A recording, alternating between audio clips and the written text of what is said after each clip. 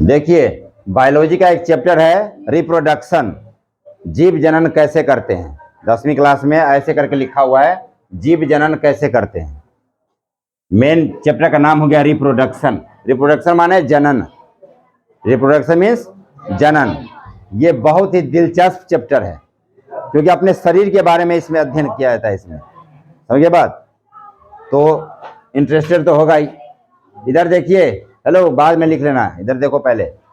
Reproduction मतलब होता है जनन। जनन, जनन का मतलब होता है जन्म देना। जनन का मतलब जन्म देना, माने संतान को जन्म देना। ये 8वीं क्लास में भी चैप्टर है और 9th में तो है ही, 7वीं क्लास में भी है मेरे ख्याल से। तो ये हो गया जनन। जनन का मतलब हो गया जन्म देना। ये जनन 2 प्रकार का होता है, देखिए, लैंगिक, लैंगिक और अलैंगिक। परीक्षा में लैंगिक जनन और अलैंगिक जनन में अंतर करके आता है। लैंगिक जनन और अलैंगिक जनन में क्या अंतर है? लैंगिक जनन और अलैंगिक जनन,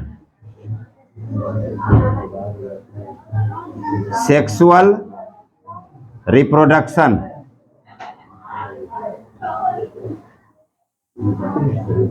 और एसेक्सुअल रिप्रोडक्शन। रिप्रोडक्शन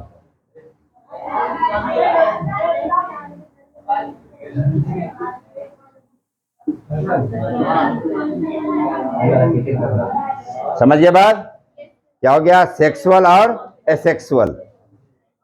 लैंगिक जनन में नर और मादा दोनों की उपस्थिति आवश्यक है। नर और मादा, मेल एंड फीमेल, दोनों का उपस्थिति आवश्यकता है इसमें, लैंगिक जनन में। और अलैंगिक जनन में नर और मादा दोनों की उपस्थिति आवश्यक नहीं है। एक ही जीव से कई सारे जीव इसमें हो जाते हैं। इसमें नर और मादा दोनों की उपस्थिति आवश्यक है। इस जनन में नर यानी मेल, नर माने क्या हो गया? मेल, और मादा यानी फीमेल,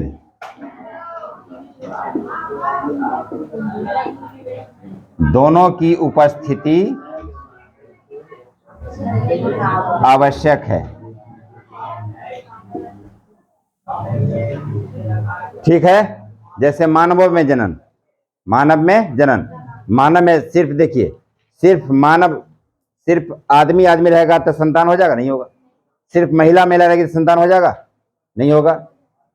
तो इसमें वंश बढ़ाने के लिए स्त्री और पुरुष दोनों का होना जरूरी है। नर और मादा दोनों की उपस्थिति आवश्यक है। जबकि यहाँ अलैंगिक जनन में क्या होता है? एक ही जीव से कई सारे जीव हो जाएंगे, नाम ही है अलैंगिक जनन। तो इसे लिखा जाता है, इसका परिभाषा, इस जनन में नर और मादा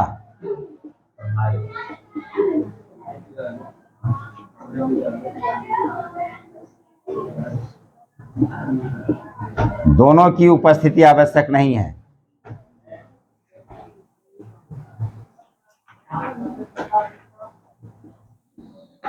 इसका उदाहरण होता है मानव, मानव में जनन, ठीक है, जानवरों में जनन,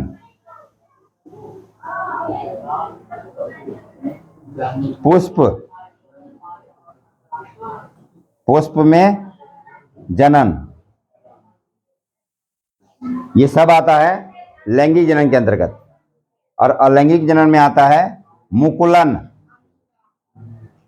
क्या होता है? मुकुलन, पुनरुद्भवन, या इसी को पुनर्जनन भी कहते हैं। पुनरुद्भवन, कायिक प्रवर्धन,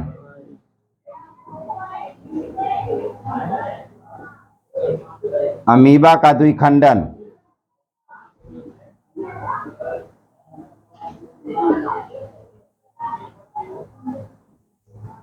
यीस्ट, यीस्ट का मुकुलन, प्लाज्मोडियम का बहुविखंडन, प्लाज्मोडियम का बहुविखंडन,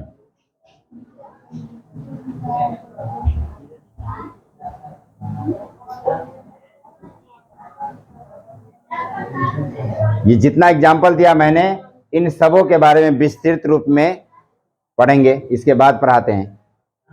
और मानव में जनन, जानवरों में जनन, पुष्प में जनन, इन सब के बारे में आपको विस्तृत जानकारी दिया जाएगा। फटाफट इसको नोट कर लीजिए।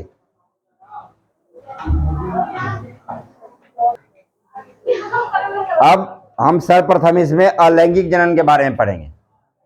अलैंगिक जनन,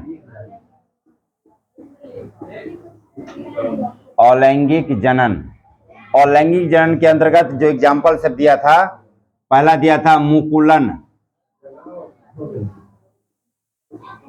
बडिंग, मुकुलन को बोलते हैं बडिंग, मुकुलन।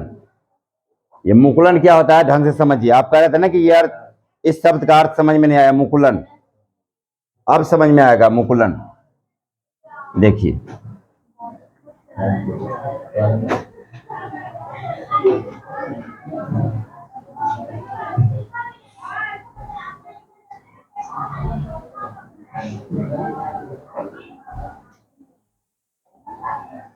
ये क्या है? हाइड्रा। क्या ये? हाइड्रा। हाइड्रा एक जीव है। ये एक ही जीव से कई सारे जीव हो जाएगा इसमें, वो देखिए। मतलब इस तरह से हो गया हाइड्रा। देखो ध्यान से, बकवास ना करो है। इधर बैठिए।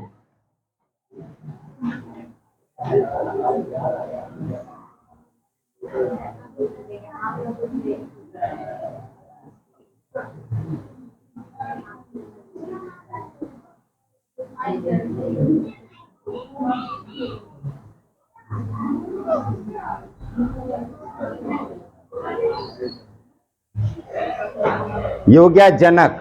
जनक माने जन्म देने वाला। जनक मतलब देखिए, जनक ज न का, जनक का मतलब होता है जन्म देने वाला, जन्म देने वाला। ध्यान से समझ लिए, बहुत ही मजा आएगा इस चैप्टर में। जनक का मतलब जन्म देने वाला। हमारे जनक कौन थे? हमारे माँ बाप।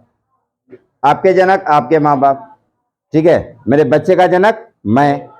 तो जनक का मतलब जन्म देने वाला, ठीक है, वंश बढ़ाने वाला। तो क्या हो गया? जनक का मतलब हो गया जन्म देने वाला। तो ये मुकुलन क्या होता है? तो कहेंगे हेलो, ढंग से देखिए, घर पे सो लीजिएगा, यहीं पे सोने लगते हैं। मजा नहीं आ रहा का? अभी तो स्टार्ट ही किया है, तब में देखें कितना मजा आता है इसमें।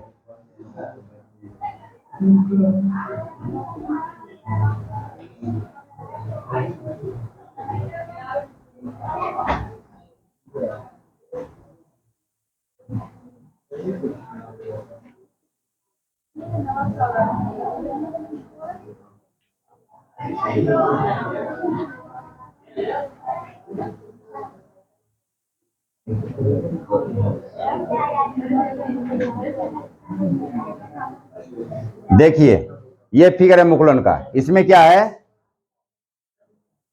इसमें जनक के शरीर पर उभार हो जाता है, जिसको मुकुल कहते हैं। उभार जैसे शरीर पे घाव हो गया, कहीं पे जख्म हो गया, तो वही समझो इसके शरीर पे ये जख्म जैसा हो गया, इसको बोलते हैं मुकुल। क्या बोलते हैं? मुकुल। इस जनन में क्या होता है कि जनक के शरीर पर उभार हो जाता है। ये शरीर है ना, इसका शरीर है ये, इसी के शरीर पे क्या हो गया? उभार हो गया। इस उभार का नाम है मुकुल। इधर देखिए, जनक के शरीर पे क्या हो गया? उभार हो गया, जिसको बोलते हैं मुकुल। क्या बोलते हैं? मुकुल। और यह मुकुल विकसित होकर जनक जैसा हो जाता है। जैसा जनक था ना, जैसा ये था वैसा ही ये मुकुल विकसित होकर के जनक जैसा हो जाता है और इसके शरीर से अलग हो जाता है। तो क्या देख लिया आपने, एक ही जीव से कई सारा जीव हो गया, इसमें एक से दो हो गया, नहीं हो गया? इसमें नर और मादा की कोई चर्चा ही नहीं है, नर और मादा की आवश्यकता है ही नहीं। तो इसको जब लिखेंगे तो लिखेंगे यह अलैंगिक जनन है। क्या है? यह अलैंगिक जनन है। इसमें जनक के शरीर पर उभार हो जाता है जिसको मुकुल कहते हैं। समझ में आया? और यह मुकुल विकसित होकर जनक जैसा हो जाता है और इसके शरीर से अलग हो जाता है। समझ में आ गया? ये उदाहरण किसका है? ये अलैंगिक जनन का उदाहरण है। ये है हाइड्रा का मुकुलन। ये हाइड्रा में मुकुलन हो रहा है। मुकुलन शब्द का अर्थ समझ गया? मुकुल, मुकुल से बना है मुकुलन, समझ गए? तो इसको आप लिख लेंगे आसानी से। कैसे लिखेंगे? यह अलैंगिक जनन है, यह अलैंगिक जनन है। इसमें जनक के शरीर पर उभार हो जाता है जिसे मुकुल कहते हैं, और यह मुकुल विकसित होकर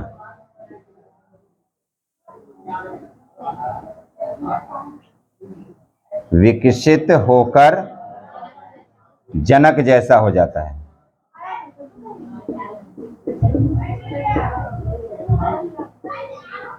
और जनक के शरीर से अलग हो जाता है।